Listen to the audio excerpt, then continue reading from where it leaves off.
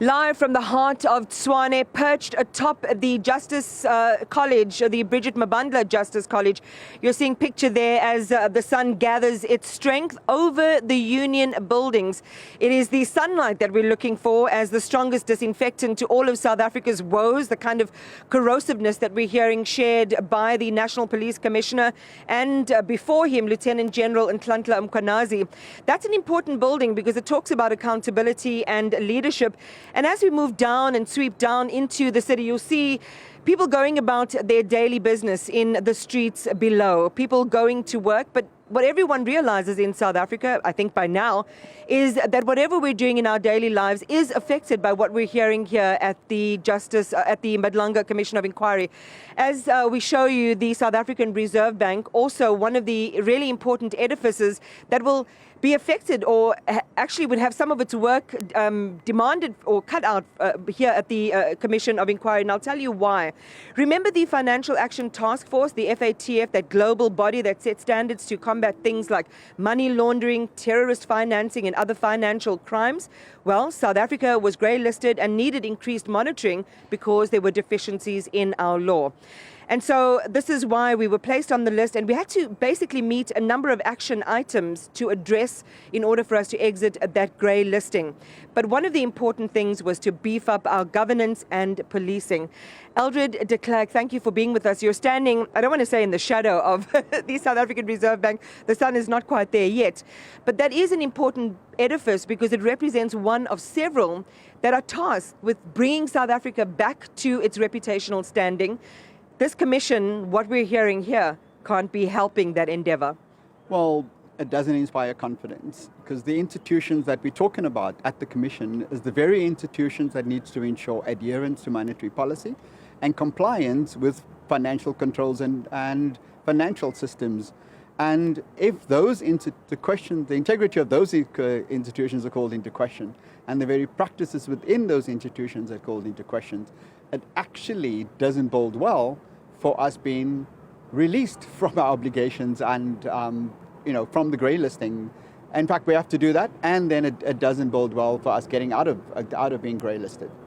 All right, so that's one point of concern. Let's take us 5 stories down to the ground floor, effectively, here at the Justice College, where we're hearing that testimony from General Masemola.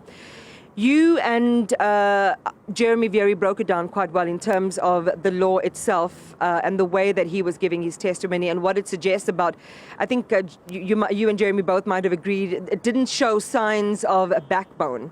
Let's get into that testimony, which he is going to continue today, and how important it is that he does show up telling the truth, no matter what that truth is.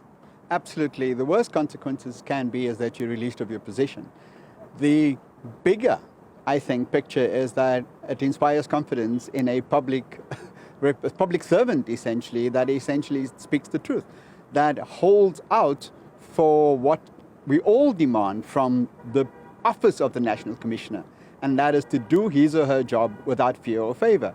What we've seen is a cautious approach that actually is very worrisome and disconcerting, because it seems to suggest that what we're demanding from those on the office on the hill up there and behind us, which is to exercise political will and to exercise governance and to do so in line with the law and to do so decisively. We don't see the same decisiveness within the National Commissioner. So let's hope today, after a good night's rest and after having got over the nerves of yesterday, that one, he'll keep his answers short, like all of us have to do, that he speaks to the points that's been asked. And then finally, as you rightfully said in your introduction earlier, is that he simply speaks his truth. And that is what we're looking for. Nobody else's truth, no caution about what he thinks the minister would think or the president would think or what the consequences would be, because the only career-limiting exercise we have here today is that he comes across as weak-kneed and indecisive. That, in fact, won't bode well for his continued tenure in office. Do you think after this, he could credibly face the chop? Unfortunately, if he continues with this display, yes, there's going to be questions asked about his own leadership within the institution and his own fitness for office. He doesn't have too much time to go. He's already served a number of years. It's of a 5-year term. I think he has about 2 years left, or maybe even 3. And there's going to have to be a conversation around the police leadership, the structure of it, its functioning, and also its professionalism, because the National Development Plan 2030 actually speaks to a professional, competent, ethical, and credible police leadership. And we've already had questions around whether a lifestyle audit, a fitness audit, and an integrity audit was done with this very commissioner. And the results of, we were brought to believe, or made to believe, that an audit was done, but none of us have seen the results of it. So unfortunately, we have a deck of cards that are stacking up against him, and who knows?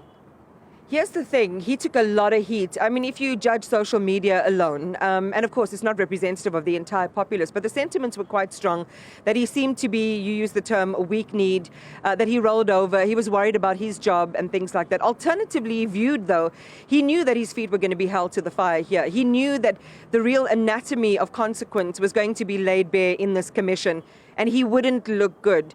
Should we give him some points for that, for being brave enough, in a sense, to get this burden off his chest? Absolutely. Showing up in itself and subjecting yourself to public scrutiny. As you said earlier, he said he's going to come here to take responsibility and to give an account. So that in itself, kudos for that.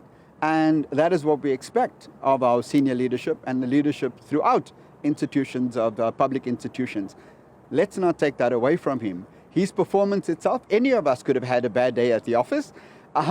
So we look forward and we live optimistically that today would go better for him. Ash, to use a South African term, you know, bad day at the office. The unfortunate part about that, Eldred, is that when we looked at the lives of the people below here on the streets going about their daily business, we know that ordinary South Africans have been deeply impacted by police dysfunction of one kind or another. Cases don't get prosecuted, families don't get closure. So this Commission really speaks to the daily lives of South Africans. We cannot have our appointees, people who are charged with grave responsibilities, mess about and not do the right thing. How do you think Senzo Mchunu and the President should be playing this, or would be playing this, given, as you and Jeremy Vieri shared earlier on, there is some potential ambiguity in the law that would need some reform, and we always said there was going to be some reforms that came out of this. What would their playbook be looking like today? And I mean, I know I'm doing an unfair thing asking you to think for them. Well, one of the things I hope they don't do is feel they need to defend themselves. Because if you come across defensive, it actually shows. It shows in the glaring light of TV, and it shows for all of us to see. I would want them to come and say, look, this is how I understood the situation. This is where I erred, if at all. And this is what I think needs to be corrected, and this is my responsibility in correcting what needs to be corrected. Because the other side of the mandate of the Commission is not only to seek prosecution, but also to re-engender or to re-inspire confidence in these vital public institutions of justice and policing.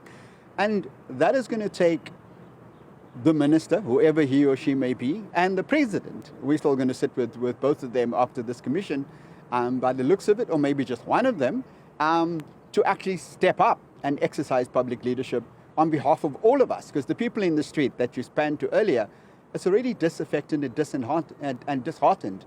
How do we engender confidence in them in these vital public institutions? And to close this chapter of our conversation, Eldred, the public trust deficit has been talked about. But one of the things you and Jeremy also commented on was how you need a strong leader at the apex of policing. Yesterday's show, wasn't it? No, it definitely wasn't, unfortunately. Again, I remain hopeful that today would go better. The nerves are true for all of us when we get faced by cameras and judges. What we do need to bear in mind, though, is that the judge is there actually to help you. The evidence leader has already said from the start, the senior evidence leader, the lead evidence leader, to say, this is not an inquisition, it's an inquiry. It's not an interrogation, it's a seeking of the truth. So come and speak your truth. Come and tell us how you felt, and maybe that's the emphasis. The emphasis has been on the nitty-gritty of how decisions were made, and I think maybe we need to change it to say, how did you feel when confronted by the following.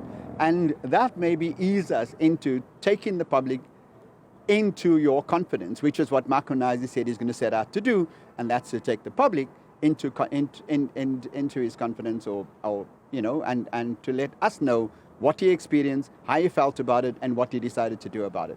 And as always, having events like these televised is so important for public service and a public education, which is why these conversations that simplify some of the marquee themes are so important for people. Not everyone can sit for hours in a day observing the Commission. What else are you hopeful for as these proceedings continue? The undertaking the Commission made was to also provide all the annexures with the correct parts redacted that are not for public consumption.